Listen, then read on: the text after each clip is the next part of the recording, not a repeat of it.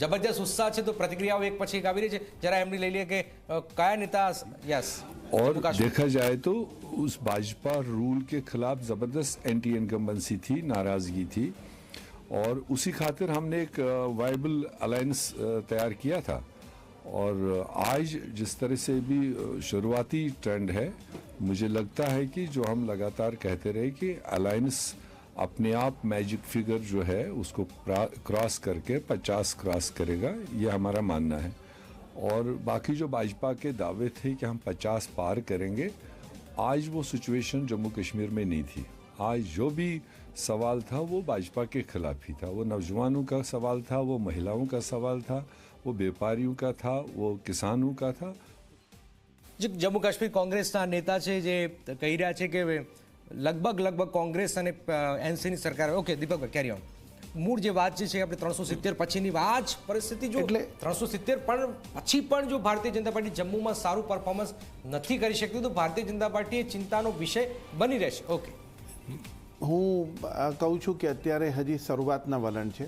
આમ જોવા જઈએ તો ભારતીય જનતા પાર્ટી અત્યારે જમ્મુમાં થોડીક આગળ છે જ, ઓલરેડી 34 સીટો ઉપર બતાવે છે। પણ જે મુદ્દાની જે વાત હતી, બે મુદ્દા ઉપર જ્યારે આપણે એક છે સિક્યોરિટી, સુરક્ષા અને બીજું કે વિકાસ, આ બંને મુદ્દા કેન્દ્ર સ્થાન ઉપર હતા જમ્મુ કાશ્મીર માટે। અમારા સુરક્ષા એટલા માટે હતી કે જ્યાં સુરક્ષાની વાત આવતી હતી ત્યાં જમ્મુ કાશ્મીર હંમેશા સેન્સિટિવ પોઈન્ટ રહ્યો છે અને એને ટાર્ગેટેડ પણ કરવામાં આવતો હતો। અને ત્યાં ભારતીય જનતા પાર્ટી પોતે એક એવા વિચાર સાથે ગઈ કે જ્યાં સુરક્ષા પણ આપે અને ડેવલપમેન્ટ પણ મળે। અને 370ની જે કલમની જે વાતચીત છે એ તો પહેલેથી અમારો એક એજન્ડા રહ્યો હતો, અમારો એક પોતાનો એક મુદ્દો પણ રહ્યો હતો।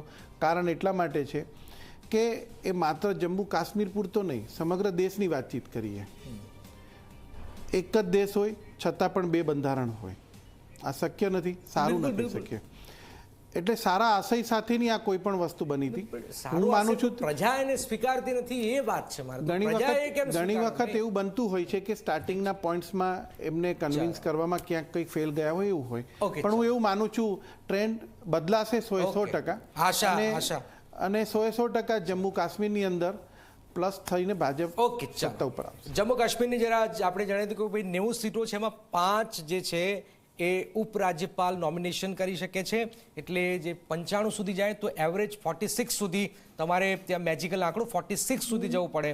5 જે છે ઉપરાજ્યપાલે ઓલરેડી નોમિનેટ કરી નાખ્યા છે, એટલે આના પર નજર રહેશે કે જો એનસી અને કોંગ્રેસ તો લગોલગ ત્યાંથી 1-2 સીટ આમથી આમ થાય છે તો નજર તો જમ્મુ કાશ્મીર પર છે। હરિયાણા તો વન સાઇડ થઈ ચૂક્યું છે। એક બ્રેક માટે રોકાઈશું, આપ જોતા રહો ઝી 24 કલાક।